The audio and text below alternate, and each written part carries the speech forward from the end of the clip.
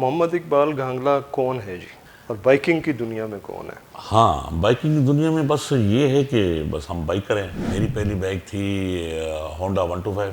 कितना ट्रैवल किया आपने? तो लगभग तकरीबन 7 लाख किलोमीटर ट्रैवल कर चुका हूँ पाकिस्तान के अंदर। पाकिस्तान के अंदर? पाकिस्तान के अंदर। सऊदीया जो मैंने वो 16,700 किलोमीटर ट्रैवल किया खाली सऊदी के अंदर। ये सऊदी की तारीख में सबसे बड़ा टूर था ये जब अभी रिसेंट जो किया। हाँ, उसमें खाली सऊदीया जो मैंने किया 16,700 किलोमीटर ट्रैवल किया। जो वहाँ के लोग कहते हैं ये हमारी तारीख में सबसे बड़ा टूर आप करके जा रहे हो, जो बाहर का बंदा आके वन गो में करके जा रहे हैं। आपने अपने आप को कमर्शलाइज नहीं किया मेरा ख्याल। बस समझ लो ये हमारी मेरी बदकिस्मती है कि समझ लो ये खुशकिस्मती मैंने अभी तक नहीं किया। नए जो बाइकर्स आ रहे हैं उनको क्या कहेंगे, वो बाइक ज़्यादा ज़रूरी है या पैशन ज़्यादा ज़रूरी है? पैशन ज़्यादा ज़रूरी है, बाइक तो मैटर नहीं करता। अस्सलाम वालेकुम जी, TNT TV PK में एक दफ़ा फिर खुशामदीद। आज मेरे साथ एक बहुत ही स्पेशल गेस्ट हैं और पाकिस्तान की बाइकर की दुनिया में एक बहुत बड़ा नाम, और हमारी खुशकिस्मती है TNT TV PK की कि आज हमारी एक बड़ी शॉर्ट नोटिस दावत के ऊपर जो है वो हमारे पास तशरीफ़ लेके आए हैं। आप TNT TV PK को देखते रहें, सब्सक्राइब भी करें और हमें अपने फ़ीडबैक से भी लाजमी आगाह करें। तो आज मुलाकात करते हैं जनाब मोहम्मद इकबाल घांगला साहब से। अस्सलाम वालेकुम जी। जी वालेकुम अस्सलाम। कैसे हैं जनाब आप? अल्लाह पाक का खैरियत शुक्र से? है जी, आप सुनाएं सर क्या हाल है? Thank you very much for coming. आप बहुत शॉर्ट नोटिस के ऊपर आप लाहौर तशरीफ़ लाए और हमारी रिक्वेस्ट पे आप आए यहाँ पे। मोहम्मद इकबाल घांगला कौन है जी? एक आम इंसान एक आम शहरी। और बाइकिंग की दुनिया में कौन है? हाँ, बाइकिंग की दुनिया में बस ये है कि बस हम बाइकर हैं। साइकिलिंग भी शुरू की, बाइकिंग भी शुरू की और अल्लाह का शुक्र है अल्हम्दुलिल्लाह, अल्लाह पाक ने नाम बनाया अल्हम्दुलिल्लाह। जितना शुक्र अदा करो उतना काम है अल्लाह पाक अब का। 1991 से जी।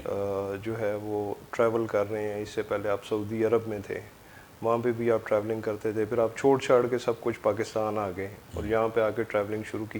पाकिस्तान के कौन कौन से एरिया में आपने ट्रैवल किया और किस किस तरह से किया? साइकिल पे, मोटरसाइकिल पे, बस पे, कैसे? देखें, पाकिस्तान में मैं 1991 में आया पाकिस्तान में। आते ही जो मेरा ख्वाब था, जो मैं सऊदीया में मैंने देखा हुआ कि मैं वहाँ जाके साइकिल बनाऊँगा लंबी, उस पर ट्रैवलिंग शुरू करूँगा, क्योंकि उस साइकिल के ऊपर जहाँ भी जाऊँगा एक रिकॉर्ड बनता जाएगा। मेरा ख्वाब जो था वो दो थे, एक था गल्फ़ कंट्री का, एक था वर्ल्ड टूर का। तो ये मैंने करना है लाजमी और मैंने एक रिकॉर्ड बनाना है। हालांकि मेरे पास गाड़ी भी थी, बाइक भी था। उस दौरान मैं बाइक के ऊपर ही सफ़र करता था, लेकिन मैं आप जो दिखाता था वो साइकिल दिखाता था। साइकिल एक कुव्वत वाला काम था और एक लंबी साइकिल को बनाकर फिर उसको चलाना, अपनी बनी हुई साइकिल थी, उसको चलाना। अच्छा, मॉडिफाइड। ठीक है जी। तो उसके ऊपर और ज़रा जोर लगता है, क्योंकि एक छोटी साइकिल पे उसमें गरारियाँ देख लेना, उसमें जनाब ये 2 3 4 गरारियाँ थी उसके अंदर, 4 गरारियाँ चलाना, फिर वो जनाब जी वो एक बड़ी ताकत वाला काम होता था। तो एक आम आदमी उसके बारे में सोचे ना, तो जो अब तो लोग कहते हैं ना सबसे हल्की साइकिल वो होनी चाहिए, जो हम जिसके जॉगिंग मतलब उसमें रनिंग करें, राइड भी करें, वो करें। तो मेरे वहाँ ऐसा कंसेप्ट नहीं था। मेरा ये कंसेप्ट ये था कि लंबी होनी चाहिए, भारी जितनी मर्जी हो, उसका कोई ऐसा इशू नहीं है। तो वो मैंने जनाब जी उस पर एक्सरसाइज शुरू की और उसमें जो मैंने पहला सफ़र किया था वो मैंने लाहौर का किया था। मैंने ज़िंदगी में पहले लाहौर भी आया था, वो भी साइकिल पर आया था। मुल्तान से लाहौर? मुल्तान से साइकिल पर आया था। अच्छा, उस दौरान मेरी एक्सरसाइज इतनी वो ख़ास नहीं थी, मतलब अभी इब्तदाई थी। तो पहले दफ़ा मैं वहाँ से निकला, सुबह गानों का टाइम निकला और रात को 8 9 बजे मैं सहीवाल पहुँचा। ठीक है जी। अब मैं आपको ज़रा फ़र्क बता रहा हूँ एक्सरसाइज का और विदाउट एक्सरसाइज का। फिर वहाँ से मैं निकला और 3 बजे 4 बजे करीब मैं पहुँचा इधर लाहौर ठोकर पे। तो आगे सबसे पहले मैं नहाया नहर के अंदर, क्योंकि मेरे जिस्म अकड़ गए थे, मुझे बुखार सा हो गया था और मेरे हिसाब से ये था कि मैं नहाऊँ ताकि मैं थोड़ा और फ्रेश करूँ अपने आप को। फिर 6 7 दिन रहा, फिर मैं चला गया वापसी यहाँ से। फिर मैंने जब एक्सरसाइज शुरू की उसके बाद फिर मैंने जाना था इस्लामाबाद उसी साइकिल के ऊपर। वज़ीर स्पोर्ट्स अजमल खान खटब साहब को मेरा लेटर गया हो तो मेरी आ रहा है साइकिल के ऊपर ना। मैं दोपहर के 1 बजे वहाँ से निकला मुल्तान से और रात को शाम को 7 बजे मैं साहिवाल था। एक्सरसाइज का कितना फ़र्क है, देखो उसमें और उसमें कितना फ़र्क था। फिर अगले दिन सुबह मैं यहाँ से निकला और मैं जाके सोया गुजरात, यानी वहाँ से निकला गुजरात जाके सोया। ये है एक्सरसाइज का फ़र्क, ठीक है ना। यानी आपका डिस्टेंस जो है वो बढ़ गया। वो बढ़ अच्छा गया। इकबाल भाई, मुझे ये बताएं कि जो अभी जो हमारे नए बाइकर्स हजरात या जो नए नए न्यूली इंटर्ड हो रहे हैं बाइकिंग की दुनिया में, उनकी ख्वाहिश होती है कि हमारे पास बहुत बड़ी बाइक हो और वो बड़ी एडवेंचरस बाइक हो, उसमें जो है वो लग्जरियस बाइक हो। आपकी पहली बाइक कौन सी थी? मेरी पहली बाइक थी होंडा 125। उससे पहले मैंने रखा हुआ था ट्रेल 100। अच्छा, उस पर करता था। एंड्योरो वगैरह? हाँ नहीं, वो होंडा का था एक ट्रेल, अच्छा, वो 4 स्ट्रोक था मेरे पास। ठीक है। उसका नाम कुछ तो मुझे नाम भुला हुआ है। MB 100? मेरे ख्याल में शायद वही होगा। उसका इंजन था सेम 125 की तरह था जी, होंडा का। फिर उसका मैंने इंजन चेंज किया, उसमें होंडा 125 का इंजन लगाया उसके अंदर। ठीक है। उसमें मैंने पहला सफ़र लाहौर का किया, अच्छा, ठीक है ना। फिर उसी पे दूसरा सफ़र मैंने किया मरी का और नारायण का किया। ये 92 93 की आई थिंक बात है, जो लंबा सफ़र मैंने किया। वैसे तो जो मुल्तान के साथ शहर है, फोर्ट बंडू जाना, इधर जाना, डीज खाना, ये तो आम सी बात होती है हमारी वहाँ पे। तो बाकी इधर जो लंबा सफ़र किया वो मैंने ये सबसे पहले ये अच्छा, किया। मेरे इंफॉर्मेशन के मुताबिक जो है वो आपने पाकिस्तान में सबसे ज़्यादा ट्रैवलिंग जो है वो आपने पाकिस्तान में की है, और मेरा ख्याल है वो लाखों किलोमीटर्स के हिसाब से कितना ट्रैवल किया आपने? देखिए, मैंने जो एक छोटा सा हिसाब किताब लगा, पहले तो हम बोलते थे भाई ऐसे किया, वो कैलकुलेशन में सही नहीं आ रहा था। फिर मैंने उसके ऊपर थोड़ा सा ध्यान दिया कि मैंने ट्रैवलिंग की आखिर कितनी है थोड़ी। तो लगभग तकरीबन 7 लाख किलोमीटर ट्रैवल कर चुका हूँ पाकिस्तान के अंदर। पाकिस्तान के अंदर 8,000 किलोमीटर ट्रैवल सिर्फ खाली मैंने साइकिल के ऊपर किया, ठीक है जी। अच्छा, अब इसमें होता क्या था, जब हमारे पास, मैं बड़ा मेहमान नवाज, लोग मेरे पास बहुत ज़्यादा थे, फॉरनर जो बाहर के आते थे। तो जब वो कोई आता था मैं पूछता था, हाँ जी आपने कितना किलोमीटर किया? कोई कहता मैं 40,000 किलोमीटर करके पहुंचा हूँ, कोई कहता मैं 1 लाख किलोमीटर करके पहुंचा हूँ, कोई कहता मैं 3 साल के लिए निकला हूँ तो मैं इतना किलोमीटर अभी किया है, कोई कहता मैं 20,000 करके आया हूँ। उसके बाद मैं अपने आप को देखता था कि यार मेरा तो लंबा सफ़र कोई है ही नहीं, कोई 8-9 हज़ार किलोमीटर से ऊपर हमने किया ही कोई नहीं है, ठीक है ना। तो मैंने फिर पहला टूर किया था जो बड़ा किया था, उसका नाम था वेलकम टू पाकिस्तान। अच्छा, वो था 12,000 किलोमीटर का, वो मैंने 30 दिन में किया था। अब चूंकि मैं बाहर जा नहीं सकता था, तो मैंने कहा तो पाकिस्तान के अंदर ही हम थोड़े बड़े बड़े टूर करें, जिसमें चारों सूबे, फिर गिलगित, फिर मैंने कश्मीर, इसको भी साथ मतलब शामिल किया। ठीक है, तो वो था मेरा वेलकम टू पाकिस्तान के नाम था। वो था मैंने 2012 में किया था, ठीक बड़ा है। पहला टूर। 30 दिन में? हाँ 30 दिन में किया था। ठीक है। उसमें PTDC भी था मेरा, ठीक है ना, जो उसने मेरा स्पॉन्सर किया होता। उसका स्पॉन्सर ये था कि उनके होटलिंग जहाँ थे, उनका तो नॉर्थ में है, इधर तो बहुत कम है, बस उसमें मेरा खाना और रिहाइश फ्री थी, ठीक है ना। और हमारा जो फंक्शन वगैरह थे वो इस्लामाबाद में ज़्यादातर हमारे थे वहाँ पे, जो उसने रखे हुए थे। उसके बाद फिर मैंने दूसरा टूर किया, उसका नाम था पीसफुल पाकिस्तान। वो था 20,000 किलोमीटर का, उससे भी बड़ा। अच्छा, उसमें जो मेरा स्पॉन्सर था वो रेड बुल था। अच्छा, ठीक है, मैंने अप्रोच करा कि किसी से रेड बुल से मैंने स्पॉन्सर कराया था। और दूसरा जो सबसे बड़ा स्पॉन्सर वो PTDC था। मेरा जो मैप से रूट वगैरह सारा PTDC ने मुझे बना के दिया था, जो मैंने करना है। और वो मैंने 55 डे में किया था, मतलब वो मेरा समझ लो नेशनल रिकॉर्ड भी आप यूँ समझ लें आप। तो पाकिस्तान में वो सबसे जो बड़ा टूर उस वक्त पहला जो है ना वो मैंने किया था, जो उस दौरान जो मैंने किया था।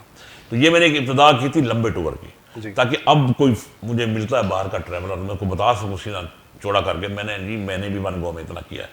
अब चूंकि मुल्क के अंदर करना होता है, मुल्क के अंदर आप एक सड़क पर बार तो नहीं जाना होता, साथ साथ आपने इधर भी जाना है, इधर भी जाना है, कुछ सड़कें खराब है, कुछ कैसे आपने उसी हिसाब से उसको मैनेज करना होता है सारा। अच्छा, ये सारा ट्रैवल जो था ये आप बीइंग ए सोलो ट्रैवलर अकेले ट्रैवल करते रहे? मेरी ज़्यादा हिस्ट्री सोलो की है। वैसे मैं मतलब कि ग्रुप में बहुत कम मैंने किया है, लेकिन बहुत कम किया, ज़्यादातर सोलो में करता हूँ। ठीक है। अच्छा सर, आपने अभी रिसेंटली एक इंटरनेशनल टूर किया जिसमें गालबन आप 5 मुल्कों में जो है वो ट्रैवल करके आए हैं, और उसमें मैं आपको कंटिन्यूसली फॉलो कर रहा था। जी जी।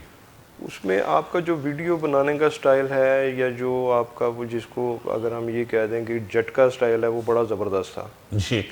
तो उसकी कोई आप सीरीज़ वगैरह भी रिलीज़ कर रहे हैं? थोड़ा सा उस अपने ट्रैवल के बारे में बताएं, वो क्या था ट्रैवल? देखिए, ख्वाब तो यही कि वर्ल्ड टूर करना है। जी। और GCC कंट्री, गल्फ कंट्री का टूर ख्वाब तो तब से था जब मैं गल्फ से आया था, यानी उधर से मैं जब आया था। तो मेरी जो साधारण इंसान जिसका ख्वाब देखता है, कोशिश करता है, उसको पूरा करने की कोशिश भी करता है, उसी में लगा रहता है। तो 91 से इब्तिदा किया, तब से शुरू हो रहा हूँ। तो पहला टूर हमने किया था बाहर, जो किया था वो हमारा था मोटर क्लब पाकिस्तान के साथ मिल गया था, राजी भाई।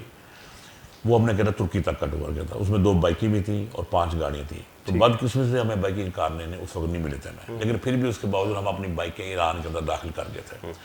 प्लान बी उसमें ये था, प्लान ए ये था कि उसमें 2 बाइकें चलेंगे, प्लान बी ये था कि हमारी 2 गाड़ियाँ साथ आई थी, जिसमें मैं और एक जहाज़ेब हमारा मरहूम बेचारा वो एक्सीडेंट में मारा गया, दोस्त बड़ा प्यारा गोल्ड विंग बाइक था उसके पास। तो हमारा ये था कि प्लान 2 के हिसाब से अगर हमारी बाइकें ईरान के अंदर से नहीं चलाने देंगे या आगे नहीं चलाने देंगे तो हमने फिर गाड़ी चलानी, क्योंकि आई एम राइडर, मैं घुड़सवार हूँ, मैं क्लिंडर साथ नहीं बैठ सकता, मैंने जब भी चलानी है गाड़ी चलानी है, ठीक है ना, और अपनी समय चलाऊंगा, ये मेरा घोड़ा है, मैंने इसको एंजॉय करना है। तो राजी भाई ने कहा यार मैं 2 ड्राइवर साथ लेके आ रहा हूँ, ये गाड़ी हमारी साथ जाएंगी, अगर आप वो को ये बाइक के ना जाने जाएंगे आगे आपने गाड़ी चलाओ। वो तो पहले ये कहता था शुरू से गाड़ी चलाओ, मैं कहता नहीं, मैं बाइक और मेरी पहचान है बाइकर, मैं गाड़ी क्यों चलाऊँ, 2 मुझे घर भी बनाने आया, मैंने कहा नहीं मैंने जाना तो बाइक पे जाना है, मेरी ये जिद थी उनके साथ। वो कहते इसका कारण नहीं मिलता, मैं कहता ना मिले, मैंने जाना बाइक पे। फिर उसने भी वादा किया कि मैं तेरा बाइक ईरान में दाखिल करा दूंगा जो मर्जी होगा, तो वही उसने ईरान में दाखिल करा दिया, ईरानी गवर्नमेंट से कह के, इसको कह के, पाकिस्तानी गवर्नमेंट कह के। तो आगे हमें इजाज़त नहीं मिली उसकी। अच्छा इजाज़त भी हो गई हमारी पैसों की हद तक, क्योंकि वहाँ वाले पैसे गुजारा मांग रहे थे कारने वाले जो थे। तो जब हमें किसी ने कहा कि भाई तबरेज़ से लेके अनकरा तक तो सारी तो स्नोफॉल है, यानी वहाँ तो सारी बर्फ़ है, तो आप बाइक कैसे चलाएंगे। फिर हमने वहाँ हथियार फेंक दिया, हमने कहा छोड़ो फिर कार चलाते हैं। तो हम एक एक्सट्रीम वेदर में गए थे वहाँ पे, जब हमने टूर गया था। फिर आगे गाड़ी पे गए आप? हाँ फिर गाड़ी में सफर किया, वापसी फिर आए, फिर वहीं से फिर बाइकें चलाएंगे दोबारा आके। अच्छा उसके बाद अल्लाह ने सबब बनाया, कार ने शुरू हो गए देना, तो उसके बाद वही वर्ल्ड टूर वाला ख्वाब फिर दोबारा तेज़ी से पकड़ना लगा, वर्ल्ड टूर करूँ, किसी वर्ल्ड टूर करूँ। तो मैंने उस टूर का नाम रखा पाकिस्तानी अराउंड द वर्ल्ड, ठीक है ना। उसका पहला टूर मैंने स्टार्ट किया 2022 में, जो कि मैंने ईरान से तुर्की तक मैं गया।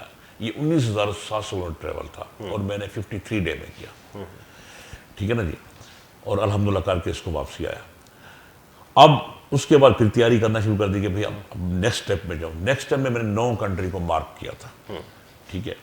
अब उसके लिए स्पॉन्सर के लिए भागा, क्योंकि फाइनेंशियली तो हम इतने को ज़्यादा मजबूत नहीं है। अब खिलाड़ी देखें दुनिया में जितने भी काम हो रहे हैं सब स्पॉन्सर के बलबूते पे हो रहे हैं, मगर उस पर तो कोई नहीं चल रहा, मैंने क्रिकेट टीम क्यों नहीं है, ठीक है।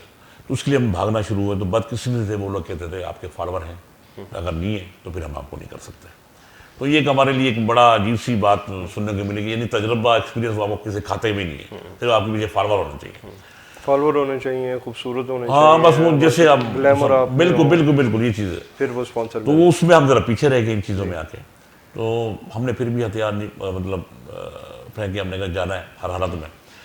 तो अल्हम्दुलिल्लाह उसमें कोई कारोबार शुरू किया तो नहीं चला, उसको बेच दिया, 6-7 लाख उधर से ले लिए। कुछ दोस्त थे उन्होंने सपोर्ट किया, कुछ और दोस्त थे उन्होंने सपोर्ट किया, इस तरह कर कुर के यहाँ से निकल पड़े। तो ये जो 9 मुल्क था, ये 4 मुल्क से हट के ये आ गया 5 मुल्कों पे, क्योंकि इसमें जो मैंने किए हैं वो है ईरान है, आपका अरब अमारात है, बहरीन है, कतर है, सऊदी अरब है। सऊदी अरब मैंने ओमान भी गए थे? नहीं ओमान अभी नहीं गया। अच्छा वो नहीं गया। अच्छा 9 में जना ये ओमान शामिल था, ओमान शामिल था, आपका जॉर्डन शामिल था, आपका सीरिया शामिल था। अच्छा लबनान भी जाते वो भी और होता, इराक जाता और बढ़ जाता, लेकिन 9 तो हम मार्क करके गए थे, मैं कर गया था। तो इसमें जो सऊदीया जो मैंने वो 16,700 किलोमीटर ट्रेवल किया खाली सऊदी के अंदर। ये सऊदी की तारीख में सबसे बड़ा टूर था ये जब अभी रिसेंट जो किया। हाँ उसमें खाली सऊदीया जो मैंने किया 16,700 किलोमीटर ट्रेवल किया। जो वहाँ के लोग कहते हैं ये हमारी तारीख में सबसे बड़ा टूर आप करके जा रहे हो, जो बाहर का बंदा आके 1 गो में करके जा रहा है, हमने भी नहीं किया। वो कहते हैं हमारे में से किसी ने नहीं किया, सऊदी में से जो आपने किया। अच्छा इसमें मैं जॉर्डन, जब मैं इसमें जॉर्डन में इंटर हो गया, लेकिन जॉर्डन ने मुझे वहाँ वीज़ा नहीं दिया, तो वहाँ बड़ी उनसे बहस होती रही। फिर मैं वापसी सऊदीया बॉर्डर पे आ गया, वहाँ के जनाब 2 दिन में कैंप लगा के सोया रहा। तो मेरे जो जॉर्डन के बाइकर थे उन्होंने बड़ी मेहनत की, वो बेचारे पाकिस्तान एम्बेसी पहुँच गए, उन्होंने वहाँ से उनसे मेरी बात कराई। तो पाकिस्तान एम्बेसी ने सबसे पहले मुझे क्या कहते हैं जी हम आपकी कोई मदद नहीं कर सकते। मैंने कहा जी मुझे पता है आप मेरी मदद नहीं, इनको रास्ता तो बता दो, ये कहाँ जाके अप्लाई करें। ईमान से मैं मैंने उनको ये अल्फाज इस्तेमाल किए। तो कहते हैं जी मैं उनको बता देता हूँ, आप उनकी वो अपनी होम मिनिस्ट्री में जाएँ, वहाँ जाकर आपके खिलाफ आपके हक में वो जो दरख्वास्त देनी हो जो भी करना है। तो वो बेचारा वो बाइकर जो है ना असल में बड़े सादे होते हैं, ठीक है जी, इतने को एक्टिव वो नहीं होते जो। तो वो जनाब वो बाबा उमर का बाबा है, लेकिन बड़ा मशहूर है जॉर्डन का, बहुत बड़ा क्लब है उसका। वो फिर अपनी मिनिस्ट्री में भागा, उधर गया, लेटर दिया, और मुझे वहाँ पे उसने कर कुर के 72 घंटे का वीज़ा उसने ट्रांजिट उसने करवा लिया। वो 3 माह उसका टाइम था उसके अंदर इंटर होने का। अब आ गया सीरिया का। सीरिया को उस वक्त तक मुझे अभी नहीं मिला था, सीरिया का भी अड़ा हुआ था हमारा काम, ठीक है ना। तो सीरिया वाला भी सीरियन बाइकर सारी कोशिश कर रहे थे, उसमें मुझे उन्होंने 1 साल का मल्टीपल वीज़ा लेके दिया सीरिया वाले ने, क्योंकि मैंने आगे लबनान जाना था, कोई एक बार आया जाए इसके लिए इशू ना हो किसी चीज़ का।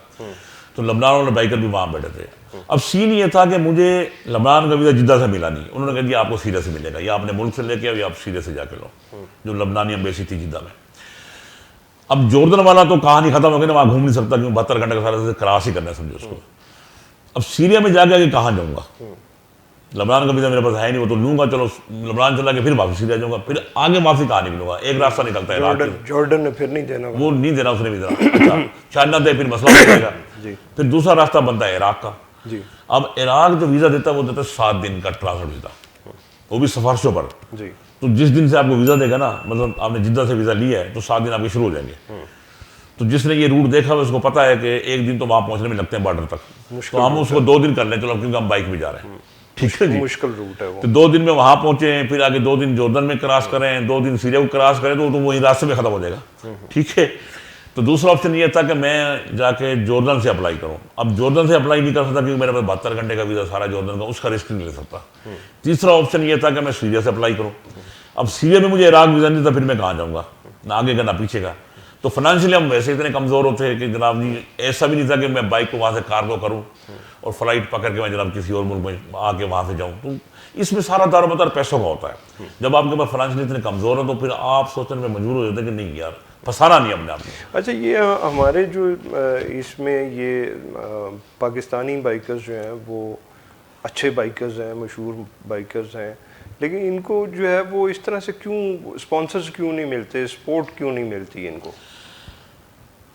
बस अब मैंने आपका देखा है जी कि आप इस टूर पे जो आप रिसेंट आपका टूर है, आप जिस कंट्री में भी गए हैं, जिस जगह पे से भी आप गुजरे हैं, वहाँ पे बाइकर्स क्लब, बाइकर्स वो आपको ऐसे मिल रहे थे कि जिस तरह आप उनके उस्ताद हैं, और वो इतनी आपकी इज़्ज़त कर रहे थे, एहतराम कर रहे थे, जगह जगह पे आपको वो इनवाइट कर रहे थे, वेलकम पार्टीज़ थी आपके लिए।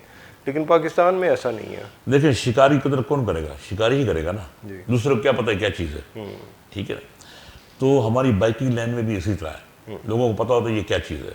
आपने अपने आप को कमर्शलाइज नहीं किया मेरा ख्याल। बस समझ लो ये हमारी मेरी बदकिस्मती है कि समझ लो ये खुशकिस्मती मैंने अभी तक नहीं किया। नहीं, देखें आपका तो वो इतना बड़ा है, और मैं जो आपके साथ डिस्कस हो रहा था कि आप कह रहे थे कि मैं यहाँ पे हज़ारों की तादाद में इंटरनेशनल बाइकर बुला सकता हूँ। तो अगर वो इंटरनेशनल बाइकर पाकिस्तान में आते हैं तो पाकिस्तान के लिए तो बहुत बड़े फ़ख्र की बात है, लेकिन यहाँ पे तो वो मुझे नहीं समझ आई कि क्यों ऐसा मामला है। शाह जी, मैं एक चीज़ बताऊँ आपको, यहाँ ना हम बहुत सारी चीज़ें फेस कर रहे हैं। असल में जब हमारी गवर्नमेंट कहती है ना कि हमने टूरिज़म के लिए बहुत बड़े काम कर रहे हैं जी, मैं सिर्फ इतना कहता हूँ, सिर्फ आप अपने जो ज़िला के जो अंदर जो SHO साहबान हैं, खाली सिर्फ उनको ये कहते हैं कि अगर इनको कुछ हो गया तो इनको कुछ नहीं होना, तू इनकी फिक्र ना कर, इनको घूमने दे, तो आपकी तो ऑटोमेटिकली चल पड़ेगी। अभी प्रॉब्लम ये है कि जब ये लोग फॉरेनर बाहर से आते हैं जी, ये देखना, अभी बिफोर ये आपका जो सीपेक रूट है, इससे पहले क्या था, यहाँ फॉरेनर आम फिरते रहे, घूमते रहे, चलते रहे, सब कुछ होता। उसके बाद हमारा सीपेक का काम शुरू हो गया। जी, सीपेक काम शुरू हुआ तो साथ साथ इसमें जो नेगेटिव एक्टिविटी थी वो भी लोग शुरू हुए, जो पाकिस्तान को ख़राब करना चाह रहे थे, जो मुल्क दुश्मन नासिर थे।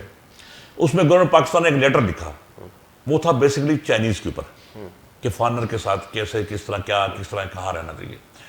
वो लेटर लाहौर में तो लोगों इधर वाली पुलिस को समझ में आ गया कि लेटर किन के लिए और किस मकसद के लिए। जब वो लेटर गया, बहालपुर गया, मुल्तान गया, आपके सखर में गया, आपके कहीं भी गया, वो समझे कि दे मार 4.5 ये सारों पे है, ठीक है ना, ये सारों के लिए। मैं आज भी आपको खुले, मैं बिल्कुल कैमरे के सामने बात कर रहा हूँ आपको, क्योंकि मैंने चीज़ें फेस की तो मैं बता रहा हूँ आपको। तो वो पुलिस वालों ने कहा कि सारों के लिए जी, ठीक है ना जी। वो होता ही था, जब फॉरेनर आता था तो उसके ऊपर जनाब जी पुलिस जो है ना उसको पकड़ लेती थी और उसके साथ सिक्योरिटी शुरू होती थी। अब लेटर में लिखा हुआ कि 6 बजे के बाद आपने होटल से बाहर निकलना, तो उसको नहीं निकलने देते थे। अब मुझे ये बताओ, गर्मी के दिनों में जो बंदा सखर से चले मोटरसाइकिल चला के आपके मुल्तान में पहुंचे, मुल्तान एक 5000 साल पुराना शहर, उसकी तारीख है। जब वो होटल में पहुंचता है, बड़ी मुश्किल से वहाँ 3-4 बजे 5 बजे पहुंचता, तो साथ में शाम को ही बाहर निकलना है ना, तो तब तो दोपहर को तो बाहर नहीं निकलना उसने। ऐसे ही है। तो पहले तो उसने ये कहना जी, you are not allowed go back outside, ठीक है ना जी। चलो वो कहानी तो वहीं खत्म हो गई। दूसरा, अगर दिन के टाइम जाएगा तो सिक्योरिटी के बगैर नहीं जा सकता, उसकी आज़ादी ख़त्म कर दी थी, उसकी आज़ादी ख़त्म कर दी थी। अब मेरी यहाँ तक ये बात CPU जो मुल्तान, उनसे भी बात हुई, काफ़ी सारे उनसे बात हुई। इवन कि CPU साहब का जो रवैया था, आप बिलीव करें, ऐसा था जैसे एक मुंशी का रवैया होता है, ठीक है ना, मतलब इस तरह का रवैया था उसका। वो समझ नहीं सका मैं उससे बात क्या कर रहा हूँ। मैं वो बात, तुम्हें नहीं पता मुल्तान, तुम्हें नहीं पता? मैंने कहा सर अगर इतने हालात ख़राब है तो फिर हम दोनों मिल के आर्मी चीफ साहब को एक दरख्वास्त लिखते हैं कि रेंजर भेजें यहाँ पे आके ज़रा ऑपरेशन है। ये तुम्हें किसी ने कहा? मैं कि आप ही तो कह रहे हैं यहाँ के हालात ख़राब है, ठीक है जी। तो मकसद कहने का ये है कि हम क्या, किससे क्या बात करें। देखिए, एक पहाड़ पे चढ़ रहा है, क्लाइंबर है, उसको पता है मेरी वहाँ पे मौत है।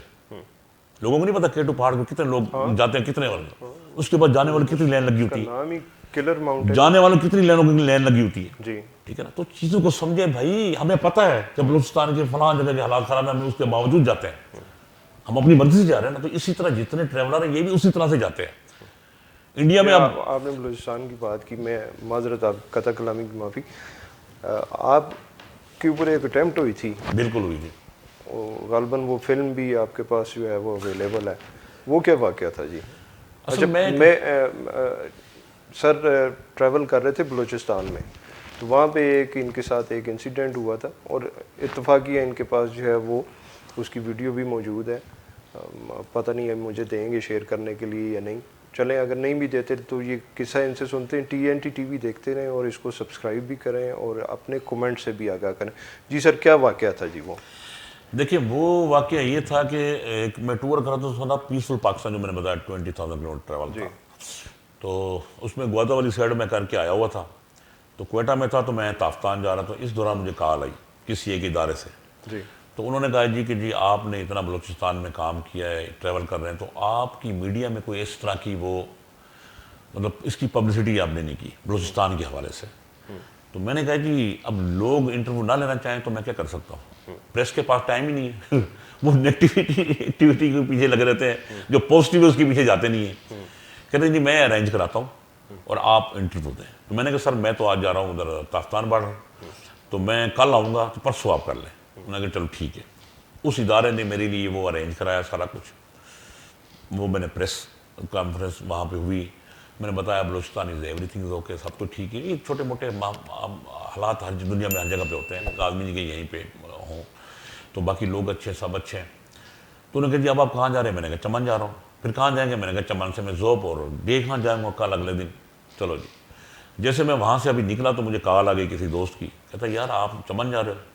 मैंने दिल में कहा, मैंने कहा बड़ी बात है यार, लोग देख रहे हैं, इसका मतलब ये है, ठीक है। मैं चमन चला गया, तो वहाँ दोस्त थे, तो उन्होंने मुझे बड़ा घुमाया फिराया चमन में जनाब जी। तो फिर वहाँ से अगले दिन जब निकला भी चमन से निकला, फिर कहा आ गई दोस्त की, इकबाल भाई आपका हमने सुबह सुबह देखा है कि आप जनाब जी सुने चमन और ज़ोब की तरफ जा रहे हैं। मैंने कहा हाँ बस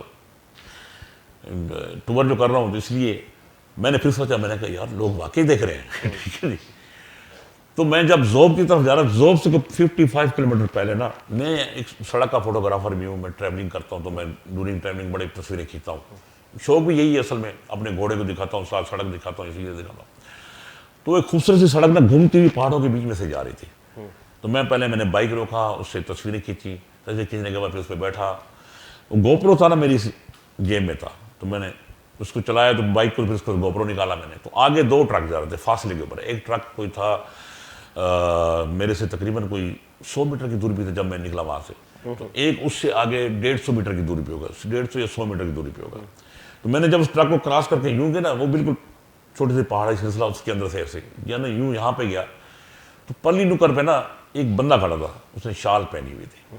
तो मैं वो जगह क्योंकि सुनसान थी, सिवाय उन 2 ट्रकों के और बंदे के अलावा कोई बंदा कोई नहीं था वहाँ पे। तो मैं वीडियो बनाता हूँ ना, ऐसे वीडियो बनाता हूँ, उसको ऐसे फोकस करना लगा ना उस बंदे को। तो चूंकि ट्रक इस लाइन में था, मैं इस लाइन पे आ गया कि मैं उसके इधर नहीं आया ना, इस लाइन में था, इधर सामने से कोई ट्रैफिक नहीं आ रही थी।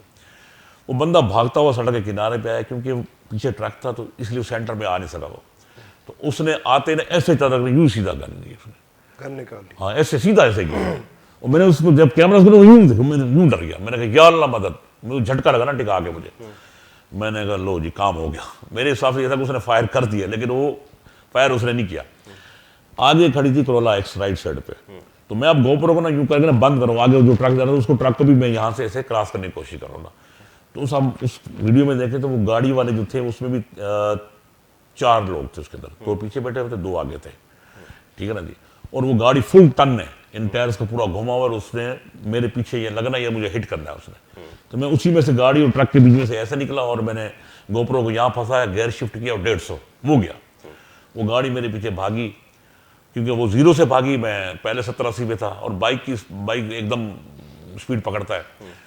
तो मैं देख रहा हूँ पीछे शीशे पे मेरे पीछे वो गाड़ी वाइट वाली पहले दूर थी, फिर नज़दीक थी, फिर नज़दीक हो नज़दीकी, क्योंकि उसकी स्पीड 200 की थी, मैं 150 पे जा रहा था, समझ लो। लेकिन इस दौरान हमने को 18-15 किलोमीटर सफ़र कर चुके थे। तो आगे जो आबादी जो है वो करीब आ रही थी, तो जिसके बाद फिर मैंने देखा शीशे पे वो गाड़ी आस्ते आस्ते आस्ते आस्ते आस्ते गुम हो गई, यानी पीछे हट गए।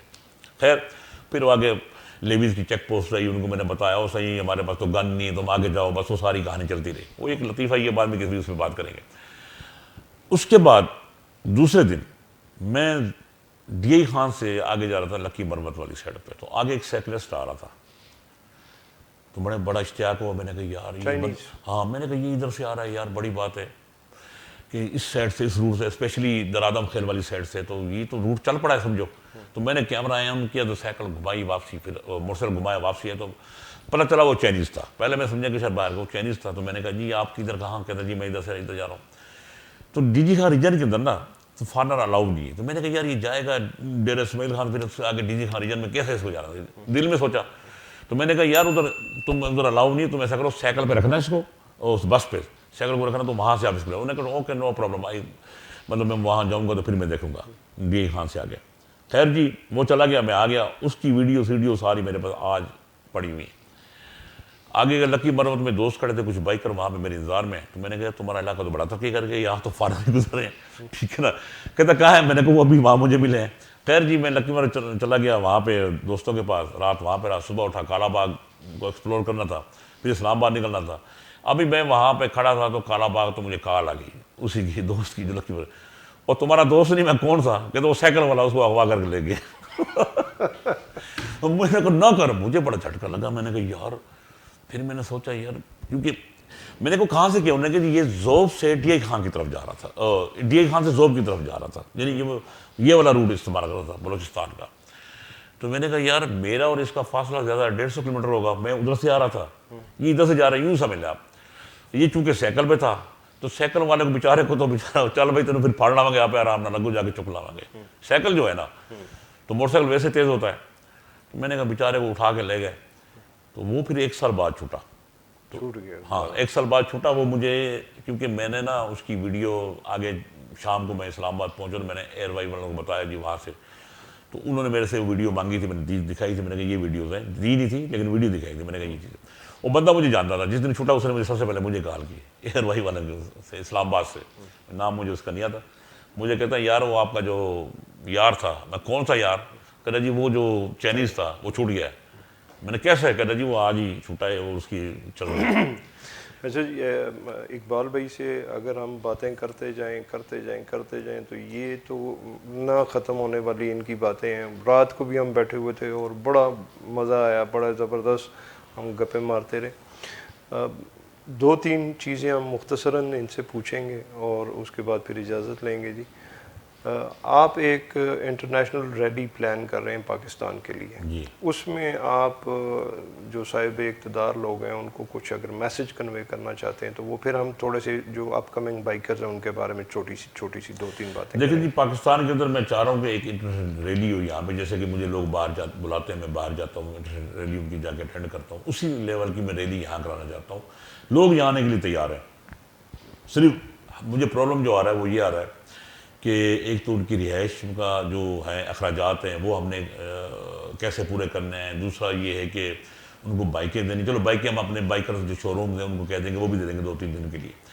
अच्छा, उसमें फिर हमने जो ना यहाँ पे अब शहर सेलेक्ट करना है, कौन से शहर में करना है, डिपेंड ये करता है। लाहौर में करूँ, मुल्तान में तो नामुमकिन वाली बात है, क्योंकि वहाँ पर सिक्योरिटी से रोले रपड़ हैं, वो अव्वल तो NOC आपको नहीं देंगे करने का।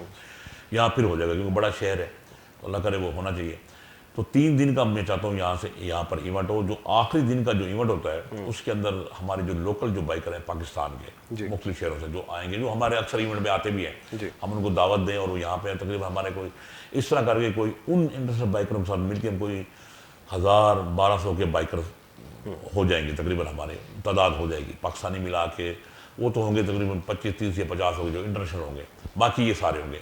एक अच्छा मैसेज जाएगा पूरी दुनिया को कि यहाँ पे एक रैली निकली है बाइकर्स की। वो एक दिन मैं चाहता हूँ वो मखसूस हो, यानी वो हो ठंडा मीठा मौसम हो, यानी कि ना ज़्यादा सर्दी हो ना ज़्यादा गर्मी हो। इन दिनों के दौरान हम चाहते हैं करें। और उसमें हमारे जो बाइकर्स हैं, मेरी उनसे काफ़ी सारी बात हो चुकी है, क्योंकि मैं तो अक्सर जाता हूँ बाहर, यहाँ भी लोग हमारे पास आते हैं, वो कहते हैं इकबाल आप जब अनाउंस करोगे लेकिन ये देख लोगे उन दिनों हमारे मुल्क के अंदर ना हो। स्पेशली गल्फ़ वाले जो है ना, उनके मुख्तलिफ दिन बांटे हुए हैं आपस में ना, कि फ़लाँ महीने उधर होती है, फ़लाँ महीने उधर होती है। वो लोग भी ये कहते हैं कि वो महीना छोड़ के बाकी हम, मतलब कि वो दिन छोड़ के बाकी जो दिन रखेंगे हम आने के लिए तैयार हैं आपके लिए। ठीक।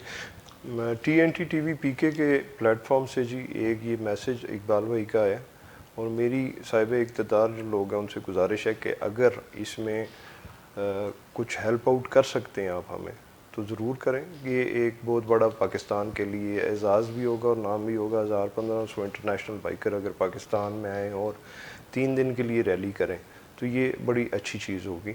इकबाल भाई, नए जो बाइकर्स आ रहे हैं उनको क्या कहेंगे? बाइक ज़्यादा ज़रूरी है या पैशन ज़्यादा ज़रूरी है? पैशन ज़्यादा ज़रूरी है, बाइक तो मैटर नहीं करता। देखिए हमारी इब्तिदा छोटे छोटे बाइक से है, तो बड़ा बाइक मैंने कब लिया? 2012 से। तो 12 में जो लिया अब तक चला रहा हूँ जी, चेंज नहीं किया उसको, आज तक चला रहा हूँ उसको, ठीक है ना। तो मेरे लिहाज से बाइक मैटर नहीं करता जी, बाइकर असर होना चाहिए, बाइकर मैटर करता है, ठीक है ना। अब देखें ना, मैं आपको एग्जांपल देता हूँ, बाज़ लोग ऐसे भी हमने देखे हैं जो फॉरेनर हमारे पास आते हैं, बाहर के जो आते हैं, वहाँ उनके पास 1200 सीसी 1800 सीसी बाइक है उनके पास, लेकिन सफ़र कर रहे होंगे 100 सीसी के ऊपर, एक यूनिक चीज़ पे कर रहे होते हैं। तो इसलिए अव्वल चीज़ अपने दिल और दिमाग को समझाएं और फिर सफ़र करें। अच्छा, मेरा ये पर्सनल एक्सपीरियंस है जी कि आप जितनी बड़ी मर्जी बाइक ले लें, हाँ, आपने सफ़र जो है वो एक ही जो एक 70-100 की स्पीड है उसी के ऊपर करना होता है। मैं थोड़ा सा आपको बताता हूँ। देखिए अल्लाह पाक जब आपको सहूलत देता है ना जी, तो आप बेशक अच्छी चीज़ लें, इसके लिए ये नहीं कि आप बना नहीं, लेकिन जो आपके पास है उसको इस्तेमाल करें। अब जहाँ तक सफ़र की बात है, कुछ हमारे एरिया ऐसे हैं कि जहाँ आपको लगता है कि वाकई आपका जो बाइक है अंडर पावर है जी। यानी मिसाल के तौर पे अगर आप सहरा वाली साइड में चल रहे हैं, मिसाल के तौर पे आप बलूचिस्तान के ऐसे एरिया में जा रहे हैं जहाँ पे सामने से हवाएं ज़रा आती हैं, तो वहाँ पे आपकी जो स्पीड है 150 सीसी की बाइक है वो 50 पे बड़ी मुश्किल से जाती है जी। तो उस दौरान आप समझते हैं कि यार इस वक्त मेरा बाइक 600 सीसी होना चाहिए, इससे बड़ा होना चाहिए ताकि इसको चीरता हो जाए हवा को, ठीक है ना। उस वक्त बंदे को एहसास होता है, लेकिन वो तब है जब आपके पैसा हो। अगर पास नहीं है, बेशक आप छोटे पे चलाएं, जहाज पे चले जाएंगे, क्या फर्क पड़ता है? जहाज पे तो खैर इसका फायदा नहीं है, जहाज पे तो जो बड़े लोग कहते हैं चलें जहाज पे जाएं। तो मैं आपको थोड़ा सुनाता हूँ आपको छोटा सा। मैंने मदीना से मक्का पैदल उमरा किया हुआ है जी। तो 2006 में जब मैं गया था, तो मेरे भाई ने जब सुना कि यार ये मदीना से मक्का पैदल आना चाह रहा है, तो मुझे कहता है यार तुझे क्या मसला है? मैंने कहा तुम्हें जहाज पे आ। मैंने कहा मैंने जहाज में जाना नहीं है, मैंने सिर्फ पैदल जाना है। तो वो जहाज वाली बात से मुझे बात याद आई। तो भजन जिसको शौक होता है ना बाइक चलाने का, तो वो तो जहाज तो सस्ता पड़ता है, ये खाता तो महंगा पड़ता है जिसपे आप जा रहे होते हैं। चलें जी, इकबाल भाई आपकी आमद का बहुत शुक्रिया जी। आप ये बताएं आप मेरे साथ लोकल टूर कब कर रहे हैं?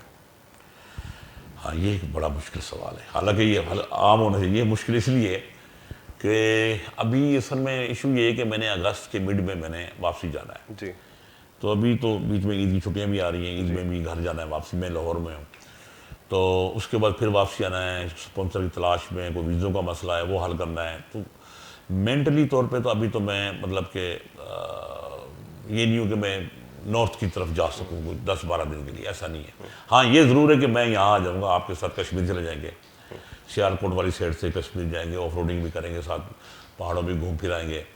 चलिए जी, आप प्लान करें जी, 2 दिन 3 दिन 2-3 दिन का। हाँ, ये इसके लिए मैं तैयार हूँ आपके साथ। ठीक है जी, बस ये अब आपने उसके लिए टाइम बताना है और हम इसके ऊपर जो है वो टूर करेंगे इंशाल्लाह, और जाएंगे इंशाल्लाह। ईद के बाद आते हैं ना जी, तो फिर आप होंगे, हम होंगे, या फिर स्पॉन्सर होंगे। इकबाल भाई थैंक यू वेरी मच जी, आपके टाइम का बहुत शुक्रिया जी। Thank you sir. TNT TV से जी इकबाल भाई का जो है वो हम शुक्रिया अदा करते हैं, बहुत शॉर्ट नोटिस पे आए हमारे पास। आप हमारा चैनल देखते रहें जी, सब्सक्राइब भी करें इसमें। अगर हमारी कोई बात आपको अच्छी या बुरी लगी है उसमें कमेंट्स में लाजमी आप बताएं हमें। इकबाल भाई से आप कोई क्वेश्चन पूछना चाहते हैं या कोई चीज़ ऐसी जो हमारे से यहाँ से मिस हो गई हो, वो आप कमेंट सेक्शन में हमें लाजमी बताएं। मैं इनसे पूछ के उसका जवाब आपको जो है वो कमेंट सेक्शन में लाजमी दूंगा। बहुत शुक्रिया आप लोगों का, थैंक यू वेरी मच, अस्सलाम वालेकुम।